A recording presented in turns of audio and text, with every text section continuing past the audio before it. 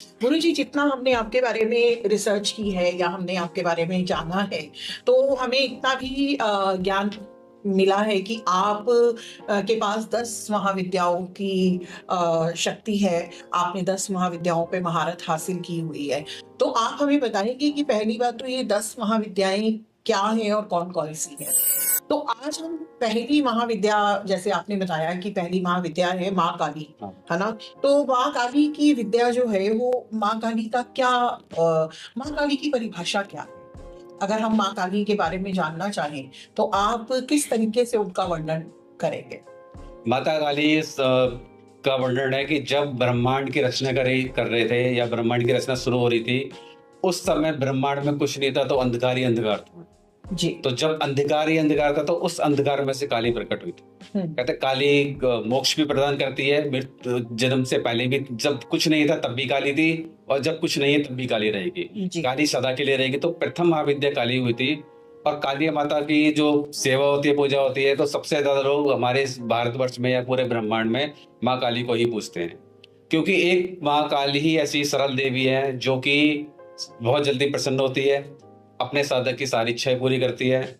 जो माता काली की सेवा किसी भी रूप में करता है, चाहे सात्विक रूप से करे, रासिक रूप से करे, तामसिक रूप से करे, जैसे भी करता है, माँ काली उसको अपनी गोद में एक बच्चे की तरह रखती है। जिस तरीके से एक बच्चा अपनी माँ की गोद में सुरक्षित रहता है, अबोध बालक जिसको बोलते हैं, जी। 2 साल का बच्चा होता है, माँ की सेवा की उस कुछ नहीं जानता। हुँ। तो जब माता की सेवा करते हैं तो माता काली के साथ संबंध बन जाता है। तो माता काली अपने बच्चे की तरह रखती है, जैसे माँ अपने बच्चे के हमेशा अपने पास रखती है।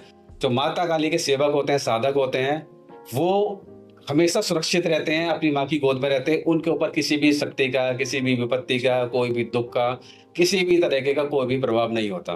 गुरुजी, ये आप कह रहे हैं कि माँ का ये बहुत ही सरल रूप है ना? लेकिन जैसे ही कहीं पे भी माँ काली का वर्णन आता है, तो किसी के भी मस्तिष्क पर जो एक छवि आती है, वो उनका एक उग्र रूप आता है कि बाहर लाल जीवा निकली हुई है और हाथ में उनके बहुत सारे अस्त्र-शस्त्र हैं और हमेशा वो गुस्से में या उनके पीछे एक आग का गोला आपको नज़र आया है। तो आप उनका ये उग्र रूप की सच्चाई क्या है? क्या है ये उग्र रूप उनका? काली माता की पूजा तो वैसे तो तंत्र में प्रमुख देवी मानी जाती है, और 10 महाविद्या में भी पहली देवी है। जी। तो माता काली एक ऐसी देवी है जो सारे रूप ले सकती है। उग्र रूप भी है, शांत रूप भी है। लेकिन जो उग्र रूप है शत्रु के लिए है। जब माता के भक्तों पे, माता के साधकों पे, माता के सेवकों पे जब कोई संकट आता है, कोई शत्रु परेशान करता है, तो माता का भयानक से भयानक रूप सामने आता है, जो उग्र से उग्र रूप आता है। जी। ऐसा रूप सामने आता है जिसको काल भी देख के डर के भाग जाता है। जब माता का वो रूप सामने आता है, तो समस्त शत्रु बाधा खत्म हो जाती है। हमने देखा है कि हमारी जो धार्मिक कथाएं हैं जितनी भी है, जब कोई भी शक्ति काम नहीं करी तो माता काली ही सामने आती है। और माता काली का जो उग्र रूप होता है, शत्रु के नाश के लिए होता है। जी। जब माता का उग्र रूप आता है, माता गुस्से में आती है, तो एक तरफ से शत्रु को हमेशा हमेशा के लिए खत्म कर देती है। जब जब तक शत्रु सारे खत्म नहीं होते, तब तक माता का गुस्सा शांत नहीं होता। जी। गुरुजी, अभी आपने जैसे थोड़ी देर पहले कहा था कि माँ काली के जितने भी साधक हैं, है ना? वो उनके लिए बच्चों की तरह हो जाते हैं और वो उनकी हर बात को मानती हैं और हर बात उनकी पूरी करती हैं। लेकिन कई बारी ऐसा होता है कि कोई गलत चीज़ हम माँ से माँगते हैं, अपने फ़ायदे के लिए या किसी और का गलत करने के लिए, तब माँ गलत और सही का किस तरीके से निर्णय लेती हैं? क्या माँ हर माँगी हुई वस्तु को दे देती है या क्या रहता है? सही गलत के अंदर वो किस तरह से अपने भक्त को ये बताती है कि नहीं, ये चीज़ सही है या ये चीज़ गलत है आपके लिए? इसमें देखा गया है कि जो माँ के सच्चे भक्त होते हैं, साधक होते हैं, वो कभी भी गलत काम नहीं करते। और जो गलत काम करते हैं माता काली को लेके, माता काली उसको एक बार चेतावनी जरूर देती है। लेकिन अगर फिर भी नहीं मानते, तो उसका दुष्परिणाम उनको भोगना पड़ता है। कि जैसा हम शक्ति के साथ व्यवहार करेंगे, जिस काम में हम लेंगे, अच्छे काम में लेंगे, गलत काम में लेंगे, तो उसका जो परिणाम होता है वो हमको भी फेस करना पड़ेगा। उसके दुष्परिणाम हमको भी देखने हमारे जीवन में भी आते हैं और हमारे परिवार के जीवन में भी आते हैं। जी। इसका मैं एक छोटा सा एक उदाहरण देता हूँ। जी। महाभारत काल में देखा जाता है कि रामायण काल में उसके रावण के 2 भाई थे, अहिरावण और महिरावण। ये दोनों पाताल लोक में रहते थे और माँ भद्रकाली की सेवा करते थे। उनके बहुत बड़े साधक थे और ये माता को तामसिक विधि से प्रसन्न करते थे।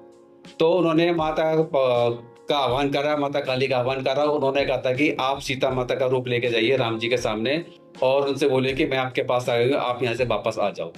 तो माता ने उनको समझाया भी कि ये गलत है, मैं ऐसा नहीं कर सकती, लेकिन उन्होंने माता को जबरदस्ती, मतलब माता ने वचन दिया था, तो वचन पालन करने के लिए माता सीता का रूप लेके भद्रकाली राम जी के पास आ गई थी, लेकिन राम जी ने पहचान लिया था, तो उनको जाना पड़ा। फिर उसके बाद ये एक तो ये घटना हुई थी, ये तो उन्होंने माता काली को जबरदस्ती भेजा था। दूसरी घटना ये होती है कि जब अहिरावण और महिरावण भगवान राम को और लक्ष्मण को ले गए थे बलि देने के लिए, तब हनुमान जी आए थे, तब वहाँ पे हनुमान जी भी समझ नहीं पा रहे थे कि क्या क्या करना है। तब माता काली ने ही बताया था कि जो 5 दिए जले हुए हैं, आप इसको बुझा दोगे एक फूंक में, तो इनका वध हो जाएगा। जी। तो मतलब फिर इससे हमें ये पता चलता है कि चाहे वो कितने भी बड़े भक्त थे, लेकिन वो माँ काली के थ्रू अगर कोई गलत चीज करने की कोशिश कर रहे थे, तो माँ ने उस चीज को सपोर्ट नहीं किया। सपोर्ट नहीं किया, और उसके बाद फिर उन्होंने दिए बुझाए थे, तो भगवान हनुमान जी ने उन दोनों का वध किया था और काली को ही इन दोनों की बलि चढ़ा दी थी। ओहो, तो अच्छा। जिस तरीके से वो भगवान राम की बलि लक्ष्मण जी की बलि देना चाह रहे थे, तो उस तरीके से उन्होंने गलत करा, माता काली को गलत इस्तेमाल करा, तो उनकी बलि माता ने खुद ले ली। अच्छा। तो